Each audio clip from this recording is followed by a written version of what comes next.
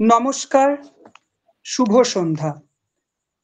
আমি সৌরদীপ অধিকারী, মোদক ট্রেনার একাডেমির পক্ষ থেকে সবাইকে আজকের এই বিশেষ সন্ধ্যায় আন্তরিকভাবে স্বাগত জানাই। আজ আমরা এক অনন্য উপলক্ষে এখানে একত্রিত হয়েছি। বিদ্রোহী কবি কাজী নজরুল ইসলামকে স্মরণ করার, তার বহুমাত্রিক সৃষ্টিকে গভীরভাবে হৃদয় থেকে উপলব্ধি করার জন্য।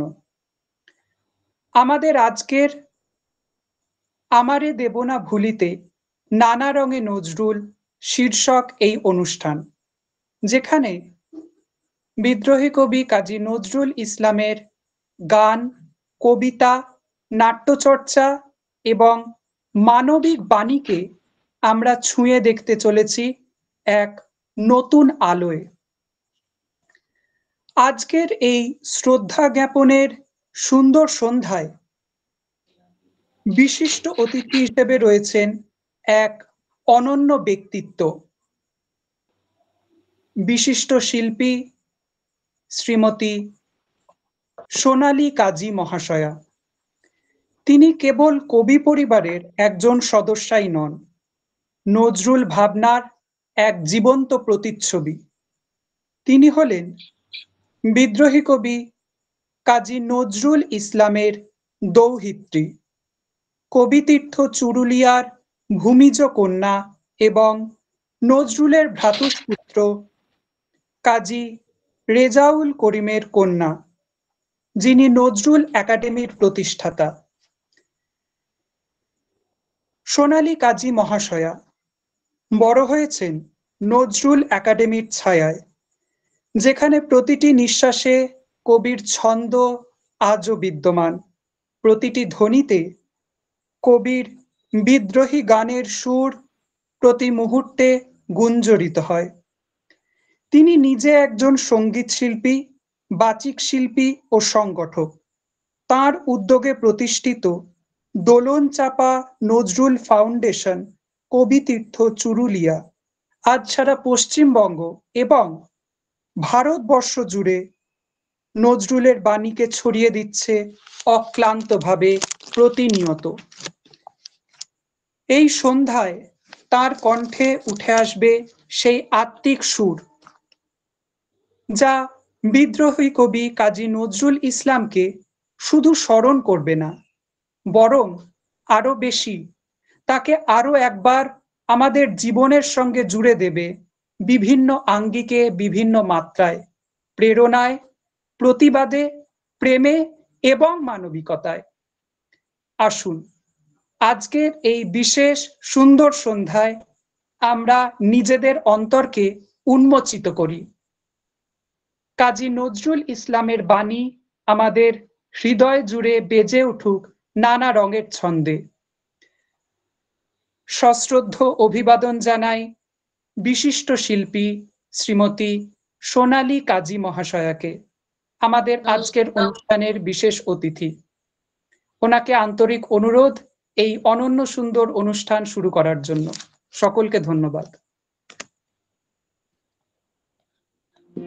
আজকে কবির একটা যে সৃষ্টির সঙ্গীত, সেই সঙ্গীত যা মানুষকে সারা জীবন তাদের মননে চেতনায় এই কথা ধরে রাখতে চেষ্টা করেছে, তেমনই একটা গান কাজী নজরুল ইসলামের এবং আমার বাবা কাজী রেজাউল করিমকে আমি আজকে উৎসর্গ করতে চাই। এমন একটি গান দিয়ে আজকের অনুষ্ঠান শুরু করছি। আমার আপনার চেয়ে আপন যে জন বুঝি তারে আমি আমি শুনি যেন তার চরণের ধ্বনি, শুনি যেন তার চরণের ধ্বনি। আমার পিয়া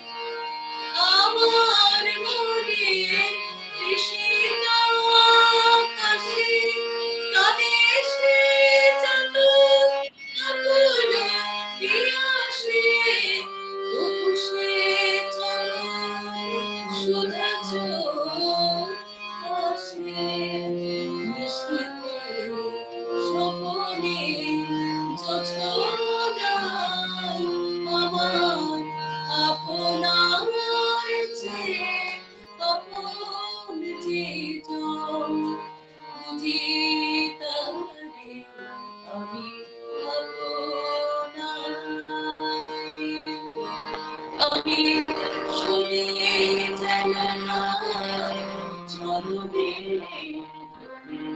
শুনি যেন তার চরণে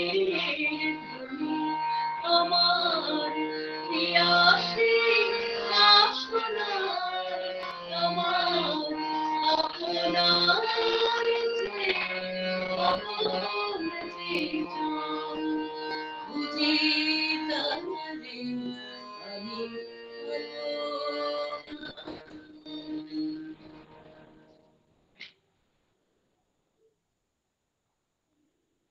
কাজী নজরুল ইসলামের কথা প্রথমে বলতে হলে আমরা চলে যাব তার পিতা কাজী ফকির আহমেদ এবং কাজী জাহেদা খাতুনের সেই যে গোলযোগ করে এসেছিলেন কাজী নজরুল ইসলাম 1899 সালে 24শে মে, সেটা বাংলায় ছিল 1306 সালে 11ই জ্যৈষ্ঠ। ভোরবেলায় আমাদের যে চুরুলিয়ার প্রাচীন মসজিদ, সেখানে ফকির আহমেদ তখন আজান দিচ্ছিলেন। তখন কাজী নজরুল ইসলামের জন্ম হয় 5টা 15 কি 20 এরকম টাইমে। চাচা বজলে করিম ফকির আহমেদকে সেই মসজিদে ডাকতে গেছেন যে তোমার একটি পুত্র সন্তান জন্মগ্রহণ করেছে। কিন্তু এই পুত্র সন্তানটি জন্মগ্রহণ করেছিলেন ঠিকই, কিন্তু 3 দিন তার কোনো সাড়া ছিল না, চোখও খোলেননি। চাচা বজলে করিম কানে আজান দিচ্ছেন। আমাদের একটা মুসলিমদের রিচুয়ালস আছে যে ভূমিষ্ঠ হওয়ার সাথে সাথে কানে আজান দেওয়া হয়। Excuse me madam, madam, hello hello hello madam, hello, সাউন্ডটা আপনার অনেক কম আসছে। হ্যাঁ, আপনার সাউন্ডটা একদম বেশিরভাগটাই শোনা যাচ্ছে না। আচ্ছা একটু স্পিকারটার দিকে তাকিয়ে কথা বলবেন, তাহলে হয়তো একটু বেশি আসবে। আচ্ছা, এটা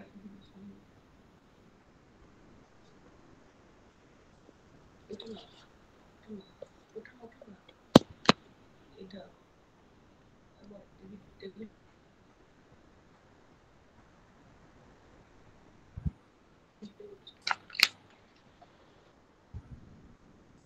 এবারে শুনতে পাওয়া যাচ্ছে? হ্যাঁ, এবার অনেকটা ভালো। হ্যাঁ, এবার ঠিক আছে। কাজী নজরুল ইসলাম যখন জন্মেছিলেন ভোরবেলায়, তখন আমাদের যে চুরুলিয়ায় প্রাচীন মসজিদ, যে মসজিদ আছে, সেখানে কাজী ফকির আহমেদ আজান দিচ্ছিলেন। তখন কাজী নজরুল ইসলাম ভূমিষ্ঠ হয়েছিলেন। চাচা বজলে করিম তাকে খবর দিতে গেছেন যে এইরকম তোমার একটা পুত্র সন্তান জন্মগ্রহণ করেছে। এই চাচা কাজী বজলে করিম তখনকার দিনে তিনি ফার্সি এবং আরবি ভাষার পণ্ডিত ছিলেন। তো সেই চাচার হাত ধরে কিন্তু কাজী নজরুল ইসলাম বড় হয়েছিলেন। তখন ফকির আহমেদ মসজিদ থেকে আসার পরে যখন দেখেছিলেন তার পুত্র সন্তানটিকে, তখন দেখেছিলেন তিনি চোখ খুলছেন না, চোখটা তার বন্ধ হয়ে আছে, কানে আজান দেওয়া হচ্ছে, কিন্তু তিনি চোখ খুলছেন না। আমাদের মুসলিম মতে বাচ্চা ভূমিষ্ঠ হওয়ার সাথে সাথে কানে আজান দেওয়া হয়, সেটা করা হয়েছিল, চাচা বাদলে করেছিলেন। কিন্তু তিনি 3 দিন কোনো চোখ খোলেননি, চোখটা বন্ধই ছিল। তো বাড়ির সবাই তখন ভেবেছিলেন যে এই সন্তানটিও হয়তো আগে দুটি সন্তান ফকির আহমেদের মারা গেছিল, ভেবেছিল যে হয়তো এই সন্তানটিও থাকবে না। কিন্তু তিনি 3 দিন পরে যখন চোখ খুলেছিলেন, তার চোখ দুটি দেখে চাচা বজলে করিম বলেছিলেন, দেখো এ একদিন আমাদের চুরুলিয়ার ধ্রুবতারা হয়ে উঠবে।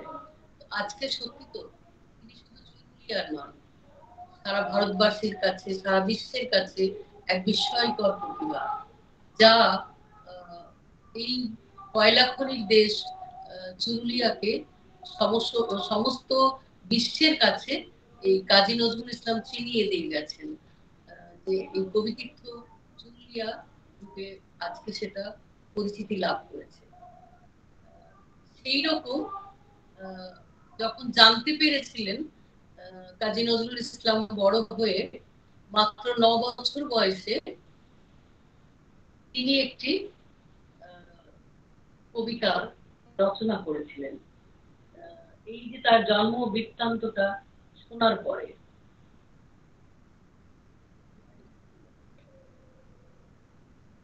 অবিশ্বাসীরা শোনো শোনো, জন্ম কাহিনী মোর, আমার জন্মক্ষণে উঠেছিল ঝঞ্ঝা তুফান ঘোর, উড়ে গিয়েছিল ঘরের ছাদ, ভেঙে গিয়েছিল গৃহদ্বার, ইসরাফিলের বজ্র বিষাণ বেজেছিল বারবার, আল্লাহু আকবার ধ্বনি শুনি প্রথম জনমী আমি, আল্লাহর নাম শুনিয়া আমার রোদন গিয়েছিল থামি, সেই ঝড় মরে টেনে এনে গৃহ হতে লইয়া ফিরেছে কত অজানা অদেখা পথে। কাজী নজরুল ইসলামের পথটা এত মসৃণ ছিল না। তিনি সেই ছোট্ট বেলা থেকে চুরুলিয়াতে বসে তিনি স্বাধীন ভারতবর্ষের স্বপ্ন দেখতেন, পরাধীনতার শৃঙ্খল মোচনের যে স্বপ্ন দেখতেন সেটা কিন্তু চুরুলিয়া থেকেই দেখেছিলেন। তখন যে লেটো সঙ্গীত এর মাধ্যমে তিনি মানুষদের কাছে পৌঁছানোর চেষ্টা করেছিলেন। তেমনি একটি দুটো লাইন আপনাদের শোনায়, সেগুলো মুখে মুখে এই এখানকার গ্রামের যারা ছিলেন তাদের মুখে মুখে এগুলো প্রচলিত একটা সুর হিসাবে এটা ব্যবহৃত হয়েছিল। পরে কাজী অনিরুদ্ধ এটার এই গান দুটি স্বরলিপি করে গেছিলেন। তো তেমনি দুটো একটা লাইন এই দুটো শোনায়।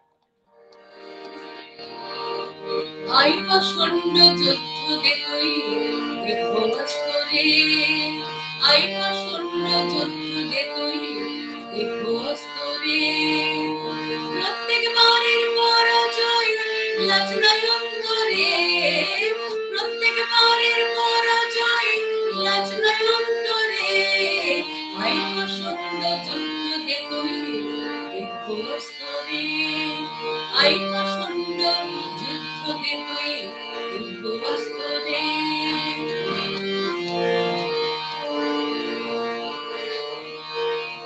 রমণীদের মতো সৈন্যদের মাঝে আসিলেন বুঝিলাম কাজে, আর কিরে চাতুরি সাজে, আর কিরে চাতুরি সাজে মম সমরে, আই প্রচন্ড যুদ্ধ দেখে দেখোস্তরে, আই প্রচন্ড যুদ্ধ দেখে দেখোস্তরে।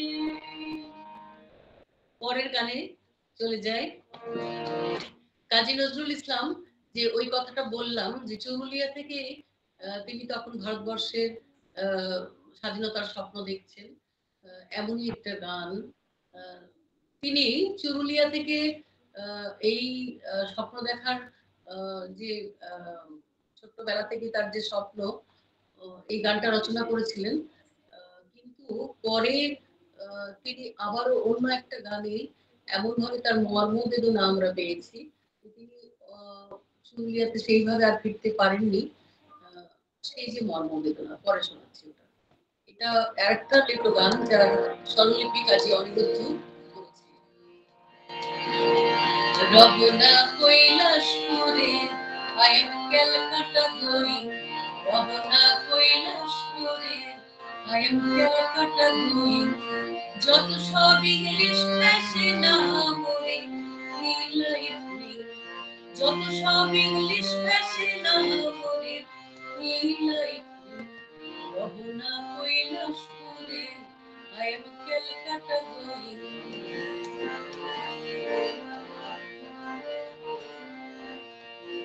বন্ধু আসিলে করে হাসিয়া হ্যান্ডশেক করে, বন্ধু আসিলে করে হাসিয়া হ্যান্ডশেক করে, বসাই তারে বলে হোল্ডিং ওতে মিটিং, রবনা কৈলাসপুরে আই এম ক্যালকাটা ধরি, রবনা কৈলাসপুরে I am Calcutta going.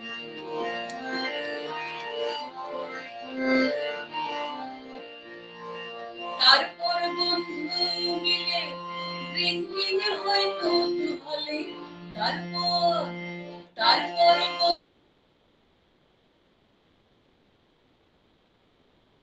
বন্ধু মিলে ড্রিঙ্কিং হয়তো হলে এই যে সন্ধ্যা দিলে নজরুল ইসলাম সিং রওনা হইলা সুদে I am Calcutta going রওনা হইলা সুদে I am Calcutta going যত সব ইংলিশ লেখা সেটা নগরী রিলাইফ মি রওনা হইলা সুদে I am Calcutta going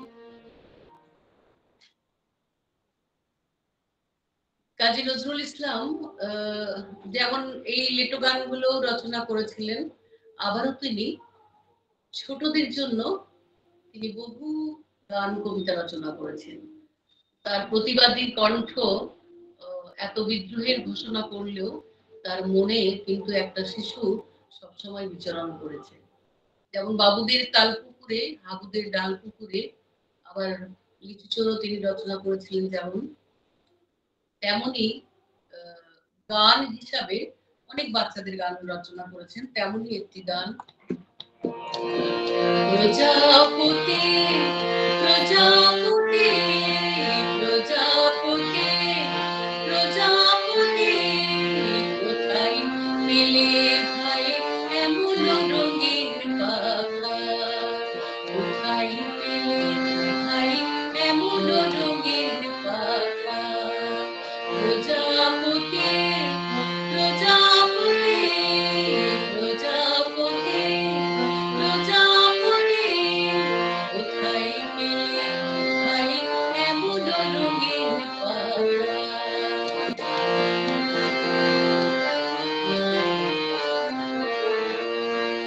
টুকটুকে লাল নীল ঝিলমিলা কাবাকা টুকটুকে লাল নীল ঝিলমিলা কাবাকা কোথায় পেলে ভাই এমন রঙিন পাখা কোথায় পেলে ভাই এমন রঙিন পাখা প্রজাপতি প্রজাপতি প্রজাপতি প্রজাপতি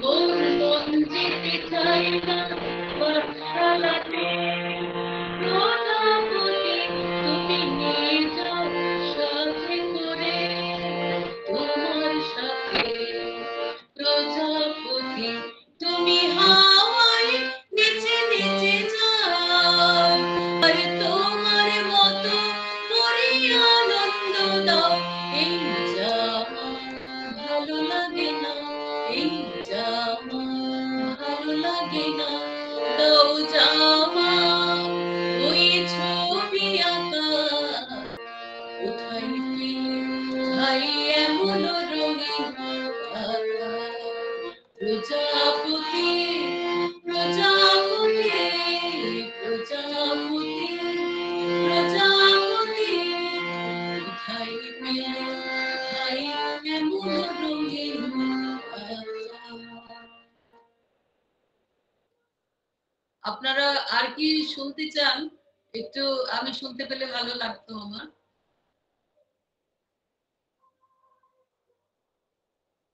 আমার কথা শুনতে পাচ্ছেন? একটু নজরুলের কৃষ্ণ, ভগবান কৃষ্ণের উপর অনেক গান আছে, তারপরে শ্যামা সঙ্গীত দু একটা যদি করেন, মানে উনি তো সর্বধর্ম সমন্বয়ের উপরই বলেছেন, মিলন শ্রেষ্ঠ করেছেন, চেষ্টা করেছেন সব এতে। আর কৃষ্ণের উপর গানটা আমার মনে নেই, কিন্তু ভারী চমৎকার যদি থাকে। বা শ্যামা সঙ্গীত, আলোর নাচন, কালো মেয়ের পায়ের তলায়, বোধহয় নজরুল কাজী সাহেবেরই লেখা। মানে একটু অন্যান্য এই ধরনের গানও দিন, যেটা গজল টাইপের গানও করুন। মানে ওনার যে একটা হীরের দুতির মতো যে এটা সৃষ্টিকর্ম, সেটা একটু মানে তুলে ধরলে ভালো।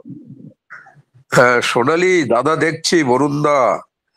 হ্যাঁ হ্যাঁ বলুন দা। খেলিছ খেলিছ এ বিশ্ব, হ্যাঁ নমস্কার। খেলিছ এ বিশ্বলয়ে বিরাট শিশু। হ্যাঁ বলছি সবটা পরিষ্কার আসছে তো? হ্যাঁ, সাউন্ডটা সুন্দর আসছে, দারুণ আসছে, খুব সুন্দর সাউন্ড সাউন্ড। খুব ভালো আসছে, সাউন্ড খুব ভালো আসছে। হুগলি জেলের ব্যাপারটা একটু বলি।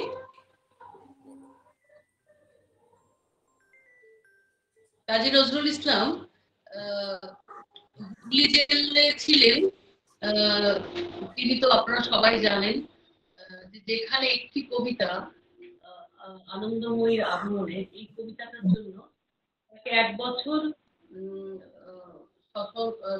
মানে সশ্রম কারাদণ্ডে তাকে দণ্ডিত করা হয়। এটা তো আমাদের কাম্য ছিল না যে একজন কবি তার লেখনীর জন্য, একটি কবিতার জন্য তাকে কারাগারে 1 বছর থাকতে হয়েছিল। এই আলিপুর সেন্ট্রাল জেল থেকে ওনাকে আনা হয়েছিল হুগলি জেলে, হুগলি জেল থেকে বহরমপুর জেল। তো সেই ব্যাপারটা আমাদেরকে সব সময় একটা মনে পীড়া দেয় এবং আমরা ভীষণ এটা একটা মনের দিক থেকে আমরা সবসময় এটা ভাবলেই আমাদের একটা ভীষণ যন্ত্রণা দেয় যে কাজী নজরুল ইসলামের মতো কবি যে তার লেখনির জন্য তাকে 1 বছরের জন্য কারাগার থাকতে হয়েছে, এমন কোনো দৃষ্টান্ত কোথাও নেই।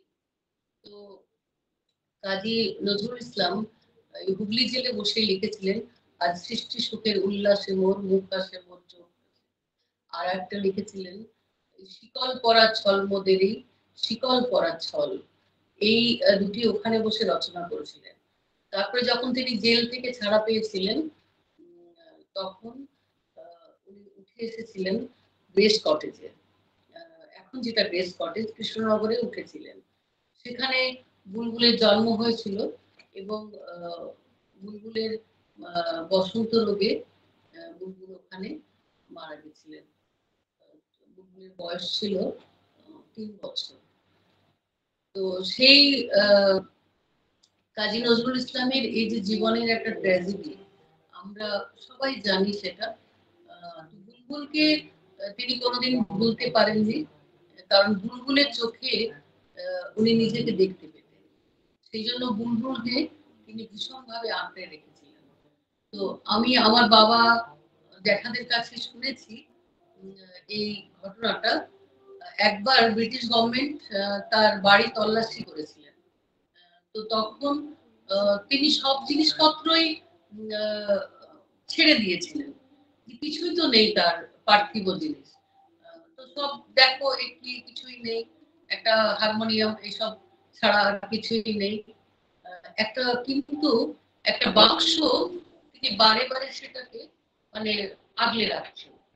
তো তখন ওনারা ভাবছিলেন যে উনি তো একজন সৈনিক, যুদ্ধ ফেরত নজরুল সৈনিক, তাহলে বাক্সে কিছু আছে।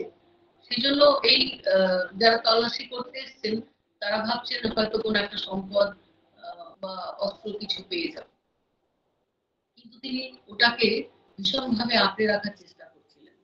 তখন ওনাকে জোরাজুরি করার পরে যখন উনি চাবিটা খুলে দিয়েছিলেন, তখন দেখা গেছিল যে বুলবুলের কিছু ভাঙা খেলনা সেখানে তিনি সযত্নে রেখেছিলেন। তো আমরা দেখি তার যে জীবনের ইতিহাস, এত দুঃখময় ইতিহাস, তিনি নিজেও বলে গেছেন যত দুঃখময়ই হোক সেই বার্তাটা তিনি সমাজের কাছে এত সুন্দরভাবে দিয়ে গেছেন।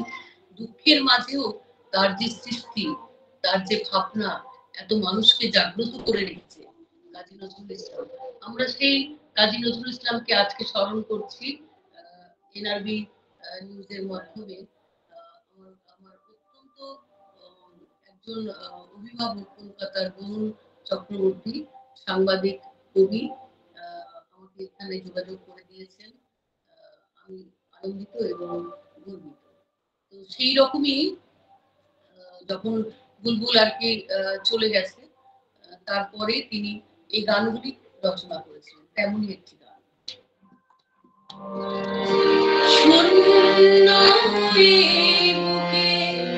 পাখি ফিরে আয়, ফিরে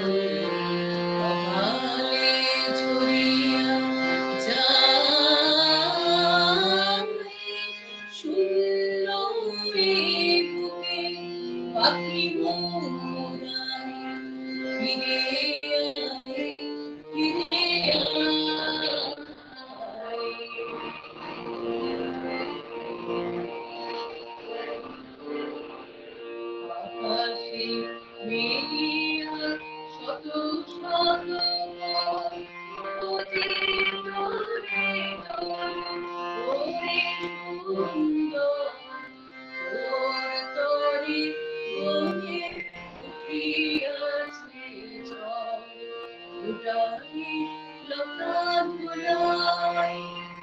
তুই ফিরে এলি ওরে চঞ্চল আমার, উঠিবে কোনে ফুলবার। ধূসরতা হইবে সুনীল, ধূসরতা হইবে সুনীল, তোর চোখে চাওয়া। সুন্দরী বুকে পাখির মোরা, ফিরে আয়, ফিরে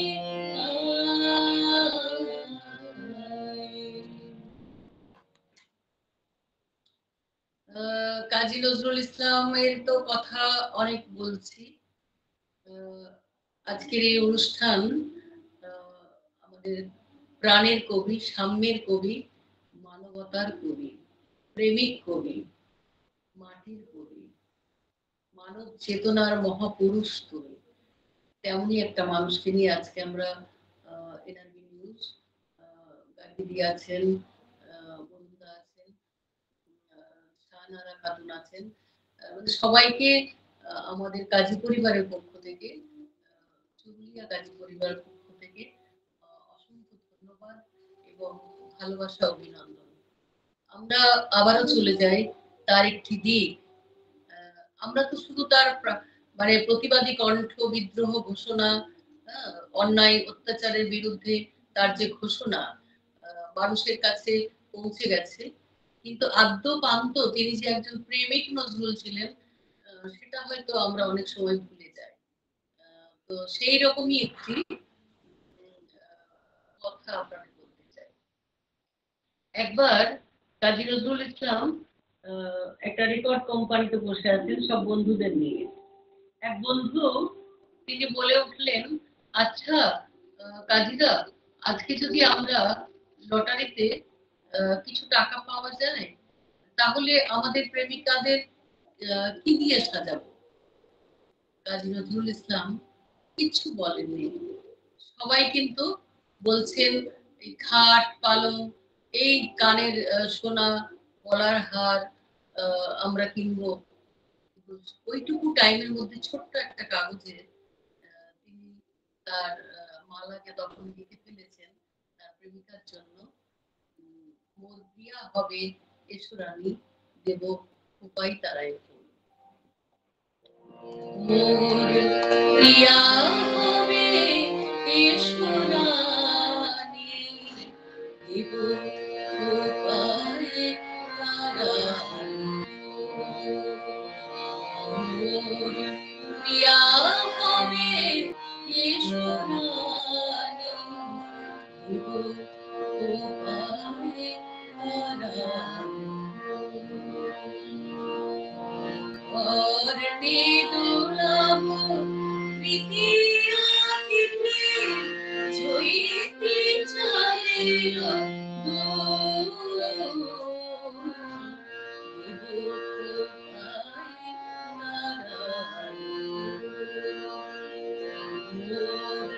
প্রিয়া হবে ঈশ্বরানী,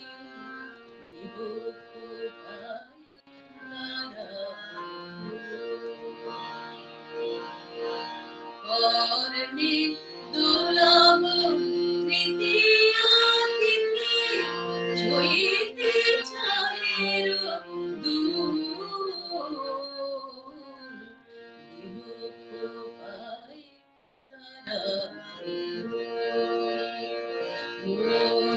প্রিয়া হবে ঈশ্বরানী,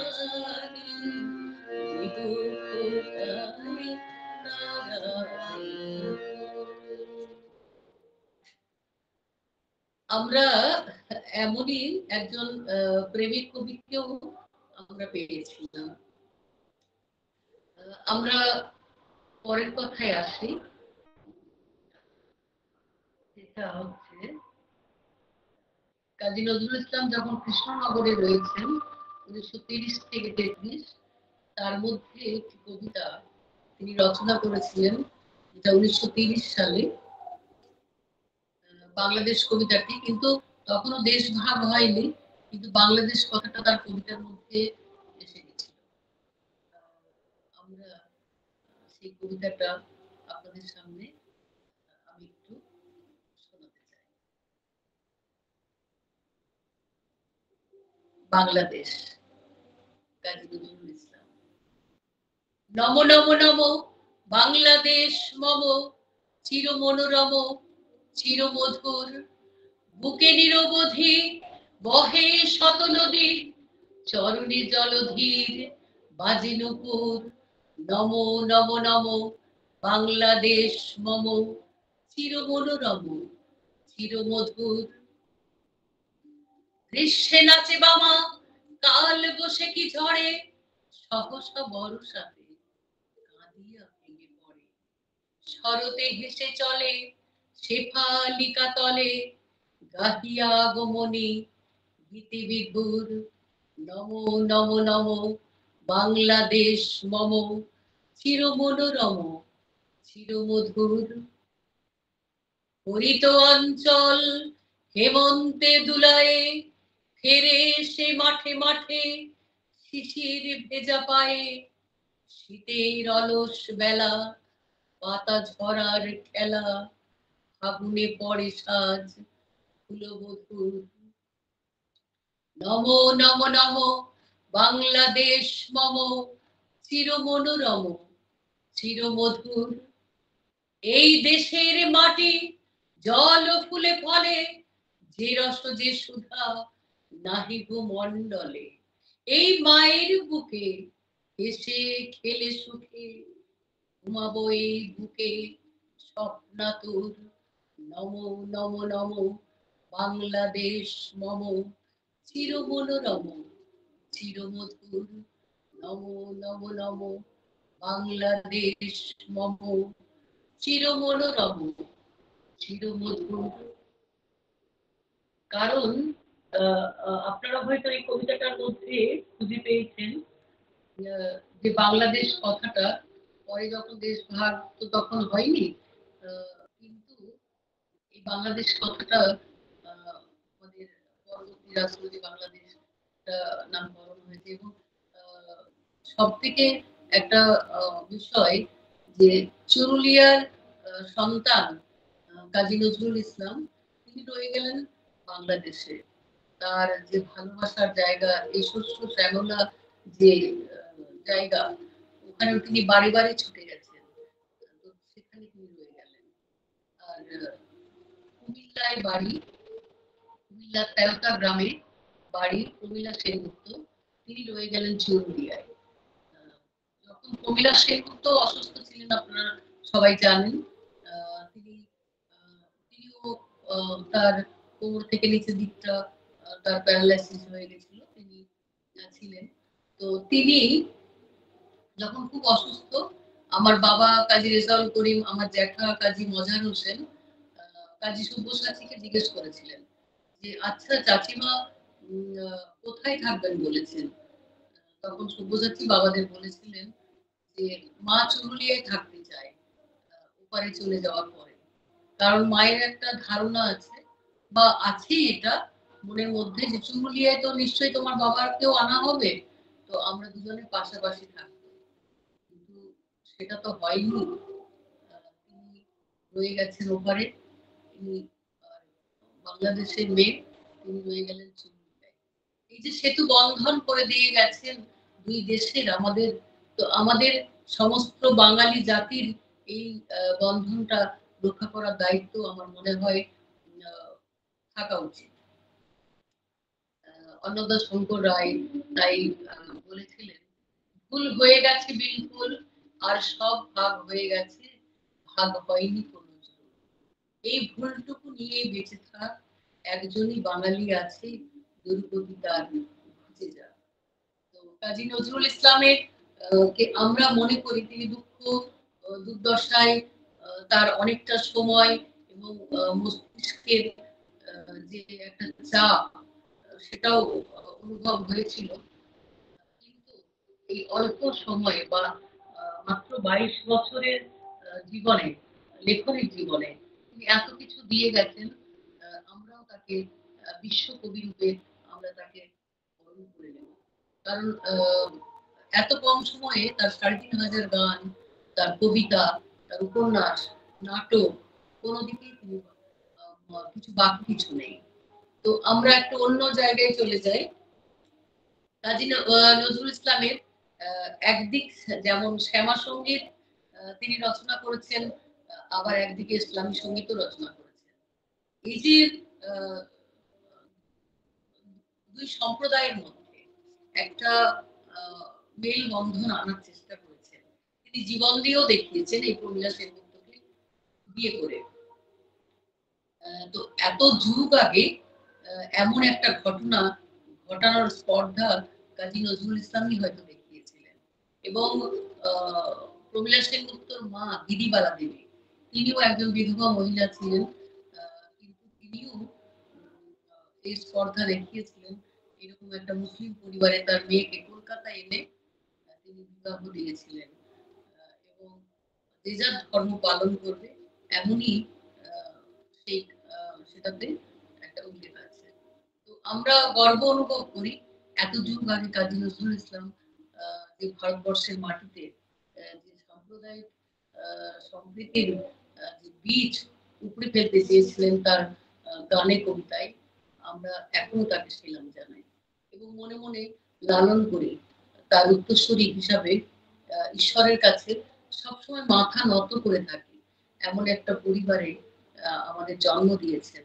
আমরা যদি এক বিন্দুও কিছু করে যেতে পারি, আমার মনে হয় ওনাকে সেই সম্মান আমাদের দেখানো হবে। আপনারা সবাই জানেন, বরুণদাও জানেন, আমার নিজস্ব সংগঠন দোলন চাপা নজরুল ফাউন্ডেশন কবিতীর্থ চুরুলিয়া।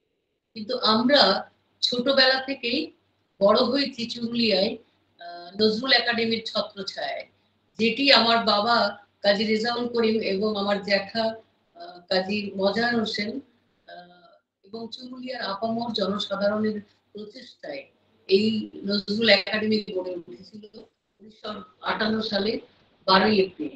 এই 12ই এপ্রিলটি ছিল নজরুল একাডেমির প্রতিষ্ঠা দিবস। প্রতি বছর সেখানে দলে দলে মানুষরা আসতো, প্রায় 400 থেকে 500 জনের একটা নজরুল বিষয়ে কম্পিটিশন আমার বাবারা করতেন। সেটা বিগত আর কয়েক বছর হচ্ছে না, তবুও আমি কয়েকটা বছর করার চেষ্টা করেছি, আবারও চেষ্টা করবো এটা ধরে রাখার বা রক্ষা করার। তো আমরা ছোটবেলা থেকেই এই নজরুল একাডেমির তত্ত্বাবধানে এবং নজরুল একাডেমির ছত্রছায়ায় এই চুরুলিয়ার মাটিতেই বড় হয়েছে। আমার বাবা এবং জ্যাঠা তাদের অক্লান্ত পরিশ্রমে, অক্লান্ত বলবো মানে একটা জীবন চলে গেল, তাদের ভাবনা, তাদের মানুষকে জানাতে, মানুষকে সঙ্গে নিয়ে কাজ করতে। যেমন তারা চুরুলিয়ায় করে দিয়ে গেছেন স্কুল, কলেজ, হসপিটাল, লাইব্রেরি, রাস্তা, আলো সবকিছুই করে দিয়ে গেছেন। এবার সেইগুলোকে একটু ভালো করে রাখা, সেগুলোকে তত্ত্বাবধান করে একটু সুন্দরভাবে সাজিয়ে রাখা, সেগুলোকে রঙিন করার দায়িত্ব আমার বাবা কাজী রেজাউল করিম সম্পাদক থাকাকালীন আমরা কাজী নজরুল বিশ্ববিদ্যালয়কে স্বত্বাধিকার দিয়েছি। তো আমরা আশাবাদী এই যে কাজী নজরুলের যে ভিটা, কাজী নজরুল ইসলাম, সেই ভিটাকে যেমন আগে ছিল ঐতিহ্যবাহী একটা ভিটা, সেখানে মেলা, যে ঐতিহ্যপূর্ণ একটা মেলা এবং সমস্ত কিছু একটা ঐতিহ্যের একটা বাতাবরণ যে সৃষ্টি আমার বাবারা করেছিলেন, পূর্ণ না হয়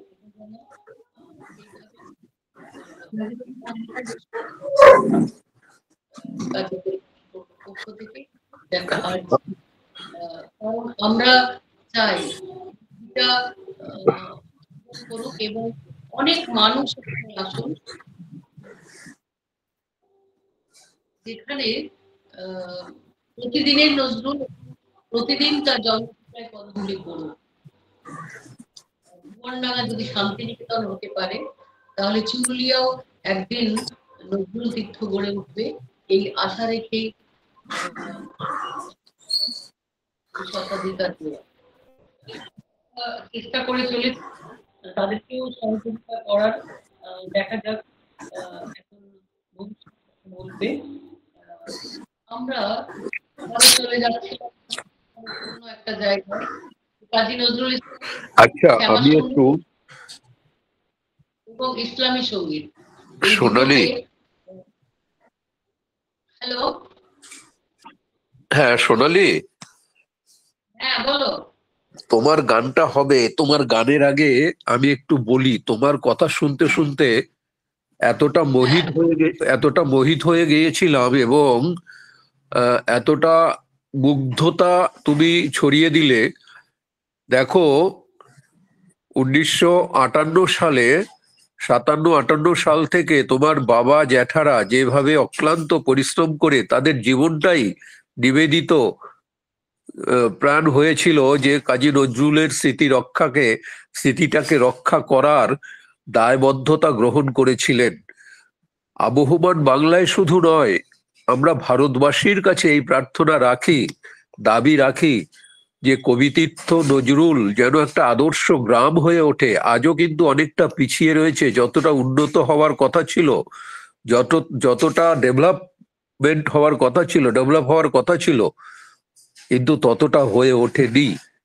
আমাদের জীবদ্দশায় যেন আমরা দেখে যেতে চাই, দেখে যেতে পারি। তোমার বাবা আমাদের শ্রদ্ধেয় জন, হ্যাঁ, কাজী রেজাউল করিম, তার সঙ্গে আমার তো শ্রদ্ধাপ্রীতির সম্পর্ক, বন্ধুত্ব ছিল, তাকে শ্রদ্ধা করি। তোমার জ্যাঠা, হ্যাঁ, যিনি বলো, এই তোমার জ্যাঠামশাই, যারা এই নজরুল একাডেমিকে চোখের মণির মতো রক্ষা করে গেছেন। কিন্তু আজকে এই হয়তো নজরুল বিশ্ববিদ্যালয় হয়েছে, কাজী নজরুলের স্মৃতি সমাধি ইত্যাদি হয়েছে বা প্রতিকৃতি হয়েছে একটা, কিন্তু গ্রাম হিসেবে এখনো অনুন্নত হয়ে রয়েছে, বা সেইভাবে যেমন সাজিয়ে একটা আদর্শ গ্রাম গড়ে তোলা সেইভাবে হয়নি। এই মঞ্চ থেকেই একটা বার্তা তুমি দাও, যেন যে দাবিটা আমাদের সকলেরই রয়েছে, তোমাদের পরিবার থেকে, তোমাদের সঙ্গে আমরাও সমর্থক সহ যে আমরা সহমত পোষণ করে চলেছি, এবং পথে মাঠে মঞ্চে একই বার্তা আমরা তুলছি। আমাদের বন্ধুবর ডক্টর আব্দুর রব সেই দিন নলেজ সিটির মাধ্যম থেকে এই যে আমাদের রবীন্দ্র সদন চত্বরে রানু ছায়া মঞ্চে নজরুল জন্মজয়ন্তী পালন করলো, বিকেল 5টা থেকে রাত 8টা অব্দি হবার কথা, সেটা বিকেল 3টে থেকে রাত 10টা পর্যন্ত মানুষের ঢল নেমেছে। কাজী নজরুল ইসলামের প্রতি মানুষের যে অনুরাগ, আবেগ, যে ঘরের কবি আমাদের, এটা কিন্তু তার প্রমাণ এখনো রয়ে গেছে। তুমি একটু বার্তা দাও যেন এই এটা যেন আদর্শ গ্রাম হয়ে ওঠে। রানু ছায়া মঞ্চে ওই অনুষ্ঠানটা আমি ফেসবুকে দেখেছি, খুব ভালো একটা। এই প্রস্তাবটাকে আমরা সঙ্গে নিয়েই চুরুলিয়াতে আমরা একটা বরুণদা সবাই মিলে সারা বাসী চুরুলিয়াতে একটা এখানে ভালো হয়। বেশ, তুমি এবার একটু ওই শ্যামা সঙ্গীত আর ওই গানের কম্পেয়ার করে একটু গানটা শোনাও। আপনি একটু শ্যামা সঙ্গীত করুন এবার। হ্যাঁ,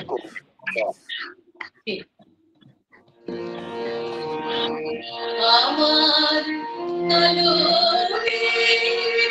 মায়ের তলায় দেখে যা কালো নাচো, কালো মায়ের তলায় দেখে যা কালো নাচো, মায়ের রূপ দেখে নাই রূপ বিদেশি যার কাদের বাজন দেখে যা কালো নাচো, কালো মায়ের তলায় দেখে যা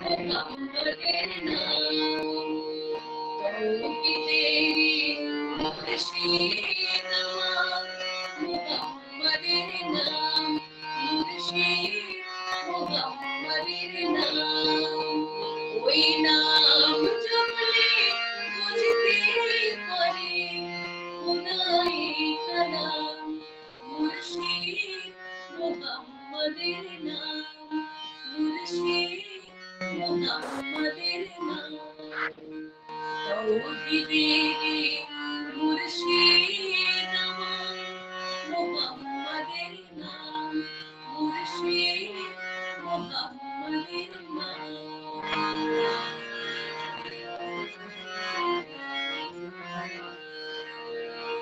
ওই নামের রশি ধরে যাই আল্লাহর পথে ওই নামের খেলায় চড়ে হাসি নূরে স্রোতে ওই নামের বাদে জেলে দেখে আরশের মুকাম মুর্শিদ মোহাম্মদের নাম মুর্শিদ মোহাম্মদের নাম তৌহিদেরি মুর্শিদ আমার মোহাম্মদের নাম মুর্শিদ মোহাম্মদের নাম ওই নাম জপলে বুঝতে পারে খোদাই কালাম মুর্শিদ মোহাম্মদের নাম মুর্শিদ মোহাম্মদের নাম। তবে অনুষ্ঠানের আমরা শেষ পর্যায়ে চলে এসেছি, আর একটু সময় বাকি আছে। তবে একটা বরুণদা বা গার্গিদি একটা বলতে চাই, এটা ভীষণ ইম্পর্টেন্ট, যেখানে কাজী নজরুল ইসলাম এবং নেতাজি সুভাষচন্দ্র বসুর দুই একবার সাক্ষাৎ হয়েছিল। সেটা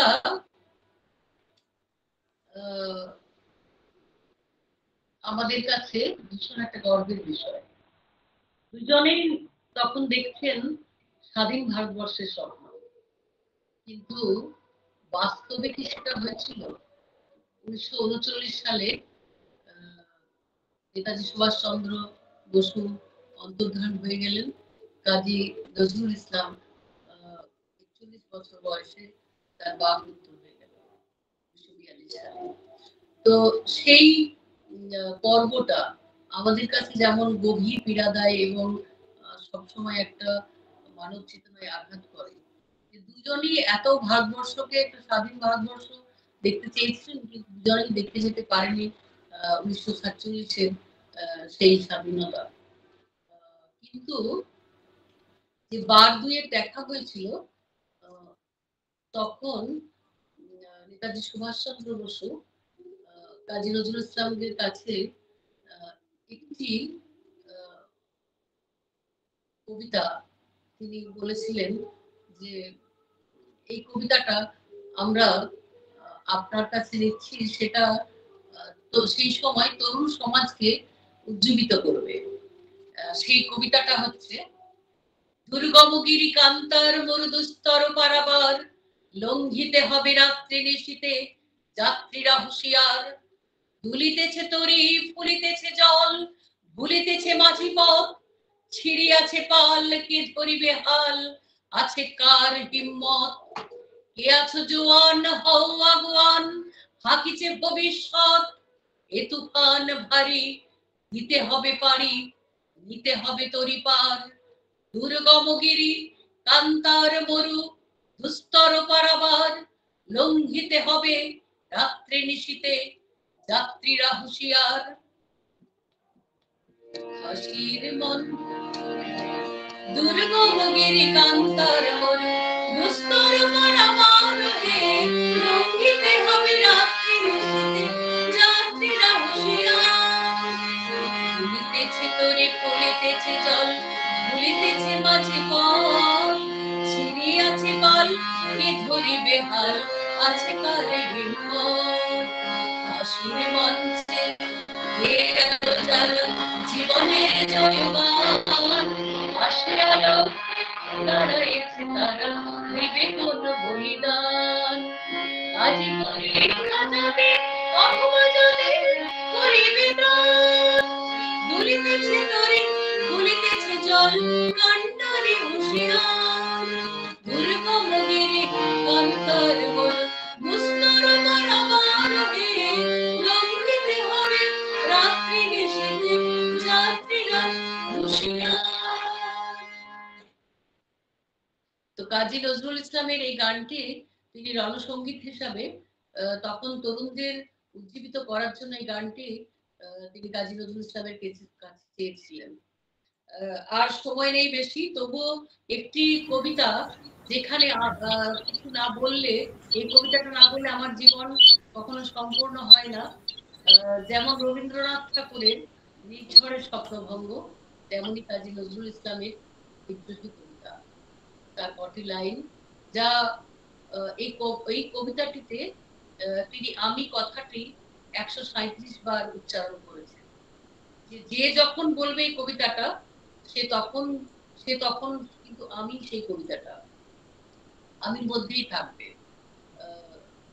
তো সেই কবিতাটার একটা লাইন, বলবীর বল উন্নত মম শির শির নেহারি আমারি নত শির ওই শিখর হিমাদ্রির বলবীর বল মহাবিশ্বের মহাকাশ ফাড়ি চন্দ্র সূর্য গ্রহ তারা ছাড়ি গোলক দুলক গোলক ভেদিয়া খোদার আসন আরশ ছেদিয়া উঠিয়াছি চির বিস্ময় আমি বিশ্ববিধাত্রীর মম ললাটে রুদ্র ভগবান জলে রাজ রাজ টিকা দীপ্ত জয়শ্রীর বলবীর আমি চির উন্নত শির যবে উৎপীড়িতের ক্রন্দন রোল আকাশে বাতাসে ধরিবে না অত্যাচারীর খড়গ কৃপান ভীম রণভূমি রণিবে না মহাবিদ্রোহী রণক্লান্ত আমি সেই দিন অবশান্ত আমি সেই দিন অবশান্ত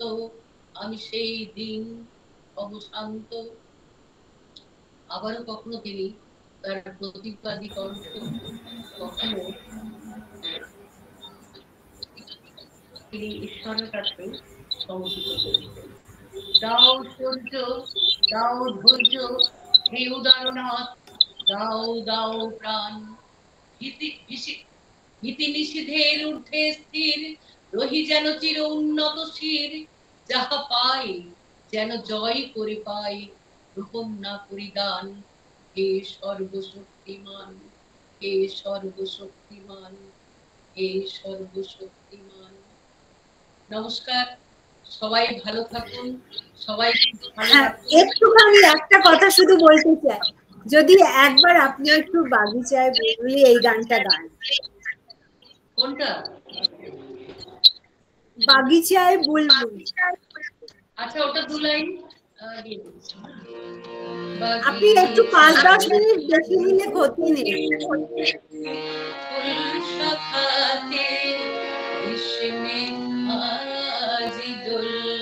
বাগিচায় বুলবুলি তুই ফুল শাখাতে কৃষ্ণে আজ দোল আজ গায়ে রিক্ত শাখায় উত্তরে গায়ে ঝরেছে সেদিন আসেনি দক্ষিণে হাওয়া গজল গাওয়া মৌমাছি বিলল বাগিচায় বুলবুলি তুই ফুল শাখানে কৃষ্ণে আজি দোল।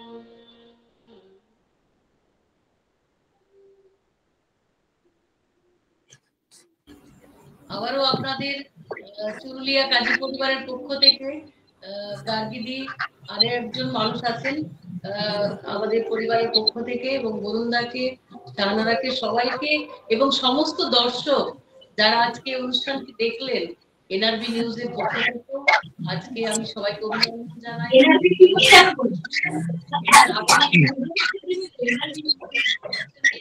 অনেক আছেন যারা নজরুল ইসলামকে নিয়েই বেঁচে আছেন, তাদেরও নিয়ে আসবো। সেটা আবারও আপনাদের সাথে দেখা হবে, কথা হবে এবং নজরুল ইসলামের আরো অনেক দিক নিয়ে আলোচনা হবে। আজকের মতো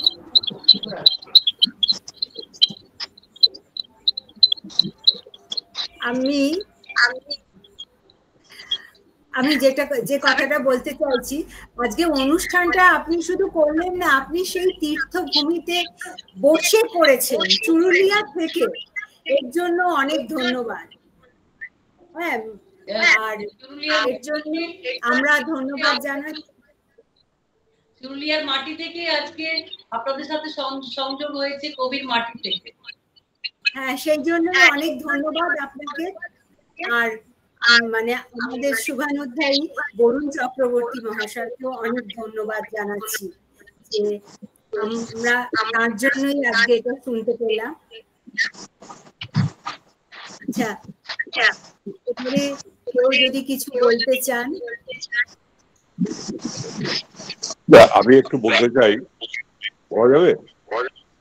বর্তমান পশ্চিমবঙ্গ সরকার কিন্তু অনেক করেছে, বিশেষ করে মাননীয় মমতা ব্যানার্জির গভর্নমেন্ট। ওনারা নজরুল ইউনিভার্সিটি, তারপর নজরুল তীর্থ হয়েছে সল্টলেকে, তারপরে নজরুল একাডেমি, যার জয় গোস্বামী কবি প্রতিষ্ঠিত, তার চেয়ারম্যান। আপনি এদের সঙ্গে যোগাযোগ করুন এবং সংসদ তহবিল থেকে প্রচুর টাকা কড়ি পাওয়া যায়। যদি গ্রাম বা অন্যান্য আরো এই নজরুলের ব্যাপারে এগিয়ে নিয়ে যাওয়া যায়, সেটা হলে আমরা খুব কৃতজ্ঞ থাকবো। বিশেষ করে নজরুলের বিরোধে বাংলাদেশে যেভাবে সংখ্যালঘু উৎপীড়ন হচ্ছে সমস্ত নিয়ে, সেখানে জাতীয় কবি, এবং সেই জিনিসটাতে ওনার যেটা সাম্প্রদায়িক সম্প্রীতি ছিল, সেইটারও সেই ভাবাবেগটাকেও আপনারা একটু মানে বাড়োয়া দিন, মানে যাতে সেটা বেড়ে যায় মানুষের মধ্যে। মানে বর্তমানে এই যে একটা সাম্প্রদায়িক সম্প্রীতির অভাব দেখা যাচ্ছে রাজনীতিতে, নানা বিদ্বেষ, সেটা যেন না হয়, সেটা নিয়ে নজরুলের হচ্ছে সব সেখানে গর্ব আমাদের। তিনি বাজারেরও গান লিখেছেন, হিন্দু শ্যামা সঙ্গীত লিখেছেন, কৃষ্ণপল লিখেছেন। ওনার যে এই যে ব্যারিক, সেটাও আপনারা একটু অবদান রাখুন। ধন্যবাদ।